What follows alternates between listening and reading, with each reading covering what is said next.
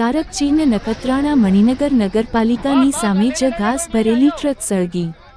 નખત્રાણામાં ફાયરની કોઈ જ વ્યવસ્થા નથી। લોકો હાથ વના સાધનથી આગ ઓલાવવા માટે પ્રયાસો કરી રહ્યા છે, પરંતુ સૂકું ઘાસ હોવાથી આગ સ્પીડથી વધી રહી છે। નખત્રાણાને નગરપાલિકા મળી, પરંતુ 3 વર્ષ થયા હજુ પાયાની સવલતો પ્રાપ્ત થઈ નથી। જ્યારે આગજનીના બનાવો બને છે ત્યારે આગ ઓલાવવા માટેના સાધનો હોવા જરૂરી છે, પરંતુ હજુ સુધી નખત્રાણા નગરને આ તમામ સવલતો પ્રાપ્ત થઈ નથી।